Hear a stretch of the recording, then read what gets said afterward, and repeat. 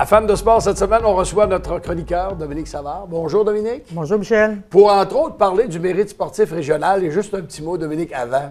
On a vraiment des bons athlètes dans la région. C'est extraordinaire. Extraordinaire. C'est extraordinaire parce qu'on a des athlètes qui performent sur la scène internationale. Puis il ne faut pas oublier nos petits jeunes qui, dans la région, mais on forme la relève. Tu sais, je regarde le patinage de vitesse, je regarde le vélo de montagne, le judo. Natation. La natation, on a des disciplines où on performe à tous les niveaux.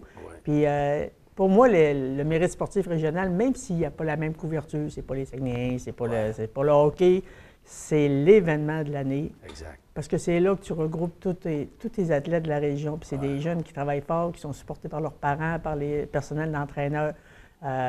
C'est beaucoup, beaucoup d'énergie et d'efforts récompensés lors d'une belle soirée qui a eu lieu la semaine dernière au pavillon sportif de Et encore une fois, Marianne Saint-Gelais qui continue de se distinguer, même encore en fin de semaine là, à Shanghai.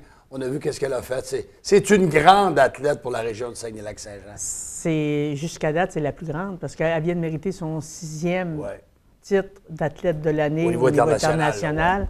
Déjà en 2015, quand elle a eu son 5e, elle avait battu un record.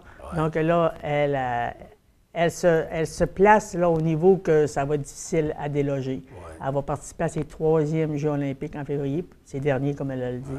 Donc, en 2016, pour son titre, 2016-2017, elle était vice-championne du monde. Ouais. Donc, même si c'était une année pré-olympique, elle a performé. Elle a même été blessée, elle a eu une commotion cérébrale.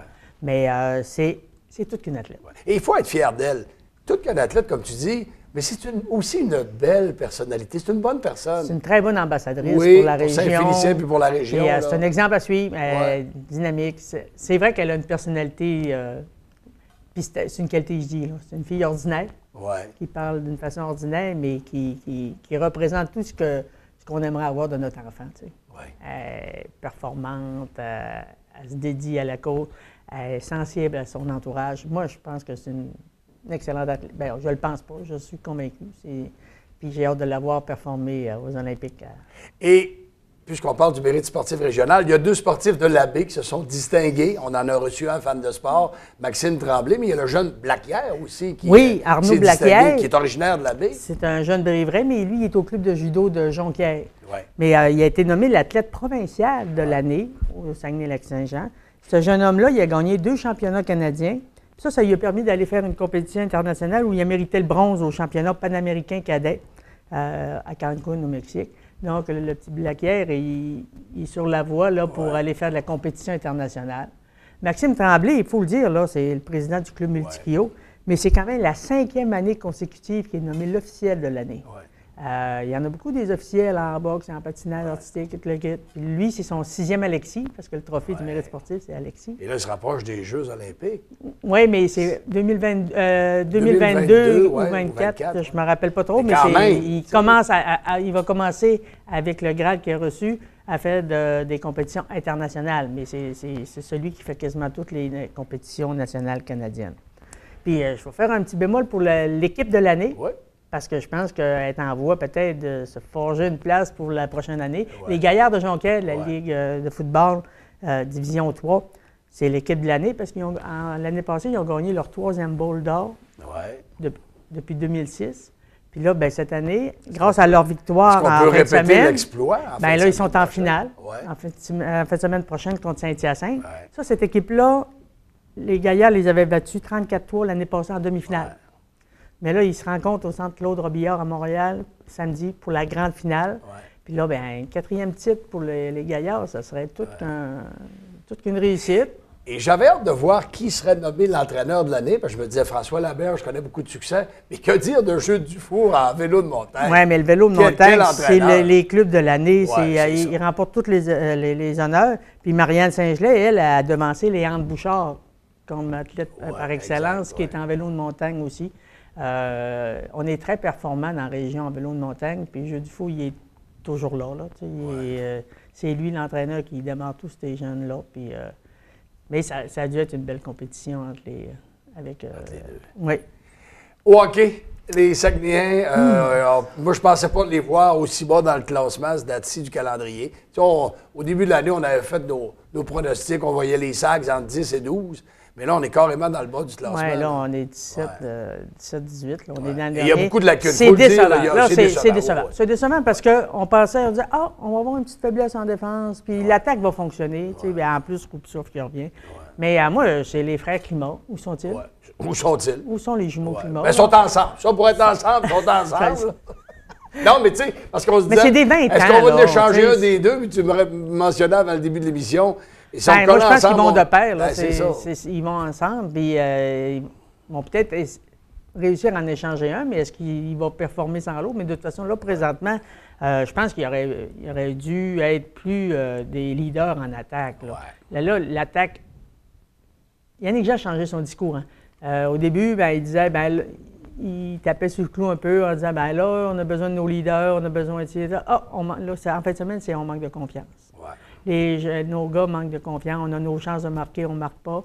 Puis il a commencé à dire, là, nos gardiens ne font plus les arrêts qu'ils faisaient au début. Ils les ont tenus à bout de bras. Les gardiens, c'est deux jeunes qui n'ont jamais été numéro 1, jamais, donc dans la Ligue junior majeure. Donc, moi, je pense qu'ils font leur part, mais ils ont besoin de but aussi. Là, il a perdu 4-1 à Rimouski. Ils ont compté un but. Qu'est-ce que tu veux que les gardiens de but fassent de plus?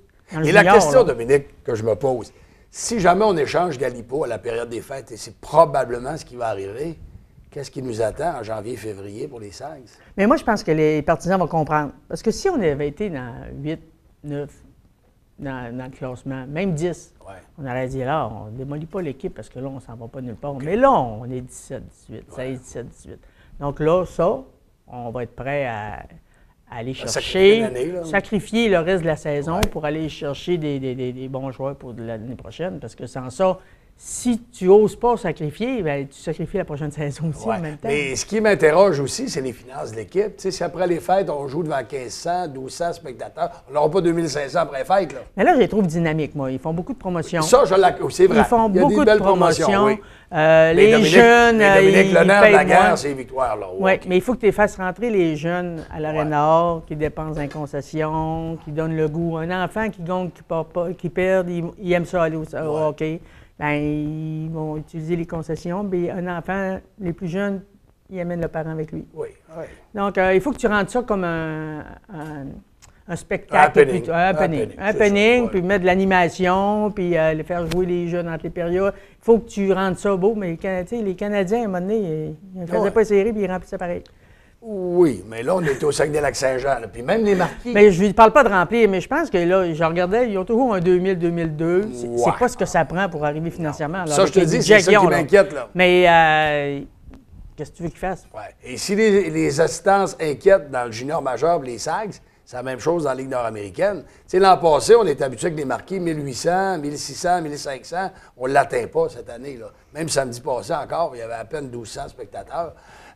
Ça m'inquiète, ça, parce que ça prend de l'argent, puis financièrement, c'est des organisateurs qui peuvent quitter le navire si jamais. Je ne parle pas des marquis, mais je parle des autres équipes dans la Ligue nord-américaine. Les marquis, je suis d'accord avec toi, pour une raison, parce qu'ils gagnent. Ils n'ont pas de monde. Ils n'ont pas de monde. Ça, quand tu gagnes, puis tu n'as pas de monde. Mais Trois-Rivières, 600 personnes, Dominique. Ah oui, on parle des marquis, mais c'est la Ligue aussi, là. C'est la Ligue. C'est la Ligue à Richard. Trois-Rivières, là. C'est la Ligue à Richard. Puis en plus, ils ont réussi, tout connaissent pas les marquis cette année à Trois-Rivières, un blanchissage. Mais c'est pas parce que c'est leur premier eux autres, c'est le premier dans la Ligue cette année. C'est ça, Donc, il n'y a pas beaucoup de jeux blancs avec. Mais ce qui est le fun dans la Ligue nord-américaine, les équipes, c'est assez bien balancé. Je sais pas qui va gagner d'avance. Sauf tout le monde. Que moi, c'est des assistances. Parce que l'an dernier, rappelle-toi, le Trois-Rivières, ça a passé proche de basculer. Tu sais, ils sont seulement que 6 équipes. Puis s'il y a une équipe qui quitte le navire, en plein milieu de la saison, on se trouve à 5. Mais à la longue, là. C'est toujours l'avenir de la Ligue. Le nombre de matchs qu'on a à TV, est-ce que ça finit par jouer? Là, tu as 2 réseaux qui diffusent du hockey à profusion à tous les jours. Tu as du hockey à tous les jours. Parce qu'on veut voir les Canadiens. Tu as les Canadiens, mais on veut voir les sénateurs d'Ottawa. On veut voir les Penguins de Pittsburgh. On veut voir jouer Samuel Girard. Fait que les gens sont fidèles à la télévision. À ce moment-là, c'est les Saguenayens et les marquis qui sont perdants. Parce qu'il y a trop de hockey à la télévision. C'est ça, puis ça arrive quand même assez régulièrement que les Saguenayens jouent en même temps que les marquis en même temps, à domicile. Ouais. Ça, je ne serais pas supposé, ça. Ben, moi, ça fait longtemps que ça ne devrait jamais arriver, sauf exception, parce qu'il y a une partie de la clientèle est la même. Donc là, on joue dans la même plate-bande. Donc moi, je pense que je m'organiserais pour que ça arrive jamais. Jamais, jamais. Au moins le 400-500 spectateurs de différence. Je ne dis pas qu'il y en a 2000 à une place puis 1200 à l'autre qui iraient dans les deux. Mais il y a au moins 400-500 spectateurs qui se promènent entre les deux arénas. Puis ça ne devrait jamais arriver. Et les élites midget, il y a eu un week-end de congé. On va reprendre ils ont joué, je pense, en fin de semaine. Ils ont joué un match vendredi ou samedi. OK. Mais c'est en fin de semaine. Cette semaine, ils ne jouent pas. OK, c'est cette semaine. En fin de semaine, ils ne jouent pas. Mais ils ont mis fin à une dizaine de deux défaites consécutives. Okay. Puis là, ben, c'est ça que je lisais. Là, ils sont en congé une couple de jours, puis ils ne jouent pas en fin de semaine. Donc, c'est un repos pour tout le monde. Les élites, ben, ils en ont gagné une, deux, ils en ont perdu une. Mais ils ont quand même plusieurs vétérans. Normalement, les élites devraient. En tout cas, ils devraient être plus performants que ça. Plus performants que dans les séries éliminatoires, on va s'attendre à plus. C'est ça. Puis je vous donne un petit coup de chapeau à Frédéric Bouchard de l'Abbé, qui a été le champion de la course à pied cette année. Il a détrôné Alexandre Boulay. Donc, lui, il a remporté tout le classement de la course à pied. Puis chez les dames, c'est Marie-Claude Brassard de Sainte-Jeanne-d'Arc. Elle, ça fait 3 ans. 3 ans qu'elle domine. Consécutive.